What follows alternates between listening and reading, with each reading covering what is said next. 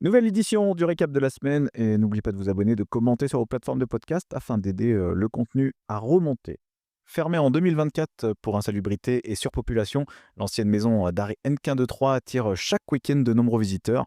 Une visite guidée d'1h30 à travers les cellules et le mitard, proposée par 3 Champagne Tourisme avec des créneaux qui partent à toute vitesse. Mais pourquoi donc cette ancienne prison fascine-t-elle autant? Nous sommes partis à votre rencontre à la sortie de la visite. C'est de comprendre l'histoire qu'avait déjà le bâtiment puisque, c'est pas qu'une prison et puis du coup de, faire découvrir tout particulièrement, aux enfants, ce que peut être la vie, carcérale en dehors des séries, américaines. Moi, je suis passée dans la prison depuis toute petite parce que j'allais à l'école maternelle juste à côté, donc c'est un peu par curiosité, oui, souvenir d'enfance, On se met un petit peu dans la peau des détenus, je trouve, quand on est là-dedans, hein. l'austérité de la vie carcérale, l'enfermement, l'isolement aussi, voilà. Et puis, bah, oui, des conditions de détention qui sont, assez difficiles aussi. C'était, délabré, c'était vraiment pas du tout, dans les bonnes conditions pour détenir des gens. On a vu les échanges avec, les familles, c'était parfois compliqué. Pas d'isolement non plus dans les visites. Une cinquantaine de personnes dans la même salle, sans cloison. Je pense que c'est important aussi que le patrimoine, historique, il soit préservé, que des gens puissent accéder à ça en plus grand nombre, c'est très bien. Propos recueillis par Eva Garnier en attendant la décision de la ville de Troyes sur son avenir. 3 Champagne Tourisme prolonge les visites jusqu'au 16 mars, chaque samedi à 10h30 et 14h. Plus d'une centaine d'archers se sont affrontés au gymnase Fernand Gann de Saint-Julien-les-Villas le week-end dernier pour le championnat régional Grand Est. La première édition soutenue par le comité départemental Aube de tir à l'arc et les clubs locaux. Un bel élan pour la discipline selon Audrey Machinet au micro d'Attitude, championne de France en extérieur en 2023. Franchement, c'est bien pour le département. On a vu au jeu qu'il y avait énormément de monde qui sont venus. Et du coup, suite à ça, on a gagné pas mal de licenciés. Je pense que ça intéresse quand même de plus en plus, mais il faut mettre plus en avant le tir là. Ça serait bien que dans le coin, qu'il y ait un championnat de France. Il est ça pour beaucoup de monde pour ça. Parce que je pense que les gens, ils sont plus dans le principe que le tir à l'arc, ben voilà, tu regardes, c'est un peu ennuyant. Quand j'étais au lycée, on avait tir à l'arc et il y a plein de monde qui se dit: «Oh, c'est trop bien, on aimerait bien en faire et tout». Du coup, ouais, je pense qu'à l'école, ce serait une bonne idée. Oui, peut-être en parler un peu plus à la télé parce qu'on parle énormément de tous les sports, mais pas trop tir à l'arc. Dans l'Aube, le tir à l'arc poursuit sa lancée avec 436 licenciés, un record pour la discipline. Le train, grand fantasme des jeunes Français, 40% des 18-24 ans fantasment sur les gares, 30% sur les aéroports. Il semblerait que ces lieux stimulent bien plus que l'envie de voyager selon une étude de la marque de sextoy Lelo. A l'inverse, 44% des sondés excluent totalement l'idée de passer à l'acte dans les transports publics. Et à 3, ça donne quoi? Réponse au micro d'Eva Garnier. Un lieu atypique où j'ai déjà fait l'amour, j'ai déjà fait dans une rue, sombre le soir. J'aimerais bien tester, dans les vestiaires ou les douches de la salle de sport. J'imagine, ouais, une crique, une belle crique, pas sur les cailloux, sur le sable, avec une petite serviette, du coup, pour éviter les microbes.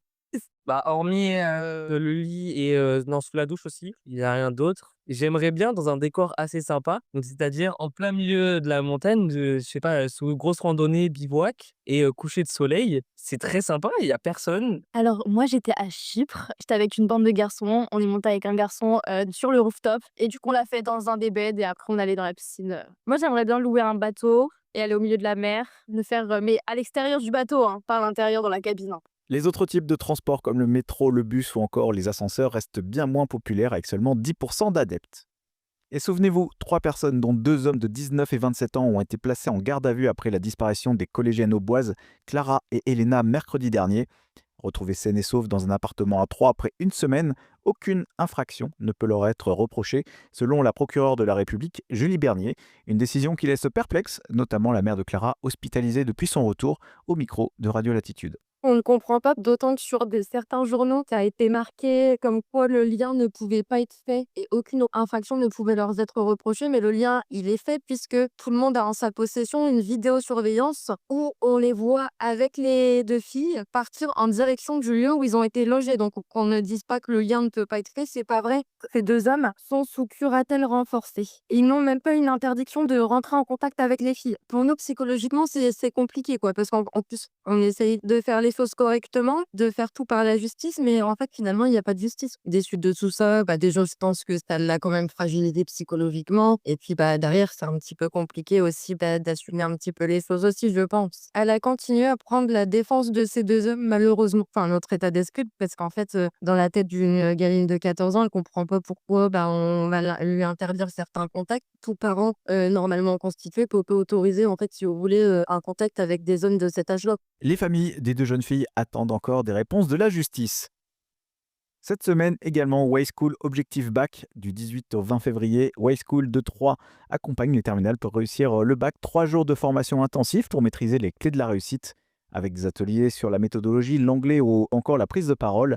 Un dispositif qui répond aux appréhensions des étudiants face au bac, selon Tony Tuillier, directeur marketing de communication au sein de Way School. On rencontre fréquemment des lycéens en classe de terminale sur les salons auxquels on participe. Il y a 2 sources de préoccupations majeures, à la fois pour les lycéens et leurs familles. C'est 1, Parcoursup et 2, le passage du baccalauréat. Donc, Objectif Bac, c'est une réponse aux 2. C'est de 9h à 17h sur notre campus avec des cours d'anglais, des cours de méthodologie, des cours de prise de parole en public, avec 1 heure de sophrologie et 1 heure de sport. Et des cours de construction de projets professionnels. Des groupes de 15 personnes maximum, donc chacun pourra créer une dynamique assez intéressante dans le groupe. Et ça permet à nos professeurs, puisque les intervenants, ce sont nos professeurs qui ont l'habitude, vont pouvoir accompagner presque de façon individuelle chacun des participants. C'est aussi une préparation à son projet professionnel, à l'entrée dans l'enseignement supérieur, la possibilité de rencontrer des diplômés des écoles de Way School.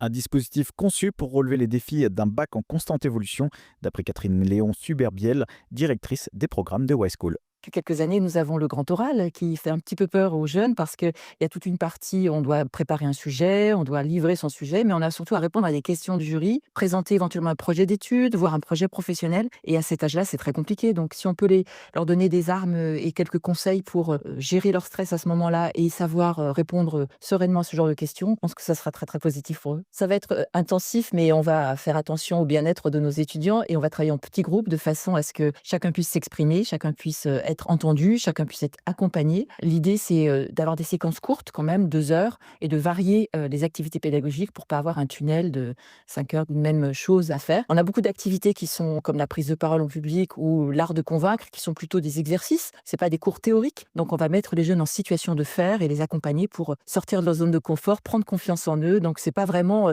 du bachotage, hein, on est loin de ça. Ces ateliers sont ouverts à toutes les filières de terminale et les inscriptions sont d'ores et déjà ouvertes sur le site internet de la Way School. Une auboise dans l'émission Les Reines de la Route. Manon Jeanneret, originaire de Leau-Bruxelles, était ce jeudi soir dans Les Reines de la Route sur Sister, Canal 22. Au volant de son malaxeur pompe, elle fait partie des rares femmes en France à conduire cet impressionnant engin de chantier. Un challenge pour Manon qui souhaite prouver que dans ce métier, le genre n'est pas un frein.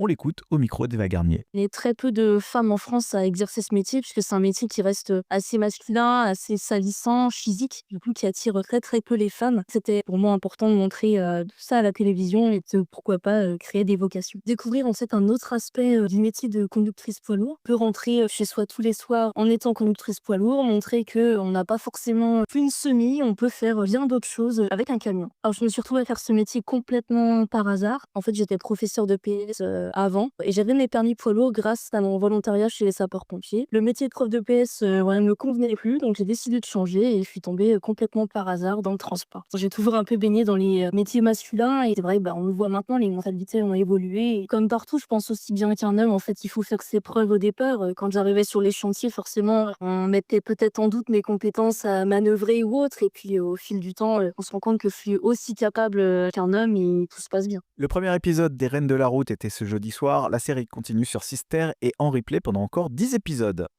Enfin, hier, jeudi, plus de 400 collégiens et lycéens ont découvert l'enseignement supérieur avec le dispositif national des cordées de la réussite. Ils ont eu le choix entre l'UTT, l'IUT, Way School et le lycée Marie de Champagne. À l'UTT, les jeunes ont découvert les métiers d'ingénieurs et de chercheurs à travers plusieurs animations. Alors, qu'en ont-ils pensé? Réaction au micro de la radio. On a commencé par visiter un peu l'établissement. On a profité pour voir des lieux qu'on nous montre moins, notamment tout ce qui va être un peu détente, la salle de musique, les clubs, pour avoir une vision un peu plus étudiant. Même si je veux plutôt me diriger vers des études de théâtre, j'ai trouvé la journée méga enrichissante. Notamment tout ce qui est vraiment cet univers un peu universitaire, parce que là, je suis en première, donc Parcoursup, la pression commence à monter. Et du coup, de me dire que même si je vais pas dans cette université-là précisément, il y a quand même des éléments auxquels je peux me rattacher. À la base, j'ai plus fait ça pour découvrir, même si je savais que c'est pas vraiment sur ça où je veux m'orienter. C'est hyper enrichissant. Moi, j'étais dans le groupe où on est allé avec les chercheurs. Je compte faire mes études même à l'UTT si c'est possible. Au total, près de 800 élèves de 29 établissements bénéficient de ce dispositif dans l'Aube.